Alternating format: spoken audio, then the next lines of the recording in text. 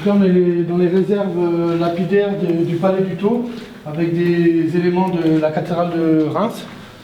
Donc vous pouvez voir ce visage très expressif, donc, qui est de la sculpture. On voit bien les marques d'outils des sculpteurs. Vous avez des éléments de taille de pierre qui sont déjà très bien ciselés, très fins, comme ce dé par exemple.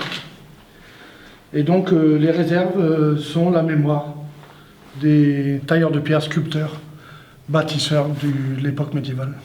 Et à quoi ça sert de garder juste des petits fragments de la cathédrale, là, comme derrière vous Disons que l'histoire est tellement forte sur une cathédrale qu'on peut vraiment négliger aucune pièce. Chaque pièce a sa mémoire et chaque pièce a son importance. C'est-à-dire qu'on ne peut pas dire celle-là a plus ou moins d'importance. Je veux dire que ça part de la gargouille la plus grande au petit fleuron du pinacle. Toute pièce a une importance capitale dans la mémoire de l'édifice. D'accord. Et vous nous avez dit qu'entre sculpteur et tailleur, les deux personnes étaient aussi importantes. Mais vous nous avez aussi dit que vous étiez à la fois sculpteur et tailleur. Comment est-ce que vous avez appris votre métier? Donc moi à 14 ans, je suis parti en formation chez les Compagnons du Devoir pour être tailleur de pierre. Et la sculpture, c'est un rêve d'enfant depuis l'âge de 12 ans. Et que je me suis interdit de faire jusqu'à l'âge de 30 ans. Et à 30 ans, j'ai basculé dans la sculpture. Et maintenant, je fais les deux, taille de pierre et sculpture.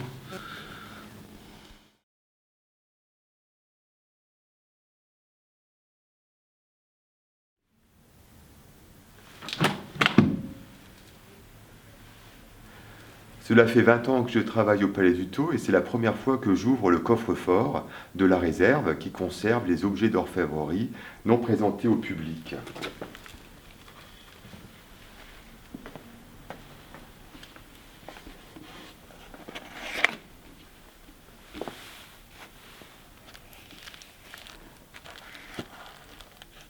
Voici une œuvre d'orfèvrerie tout à fait intéressante.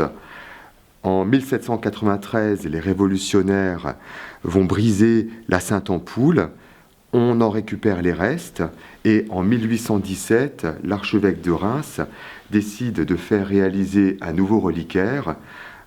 Il passe cette commande à l'orfèvre Jean-Charles Caillé, et en fait, 2 fioles vont être réalisées.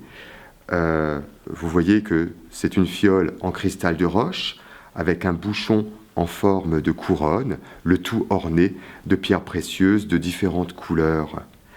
Et cette fiole, cette Sainte-Ampoule, ne sera pas utilisée pour le sacre de Louis XVIII, mais pour le seul et unique sacre, le dernier, celui de Charles X.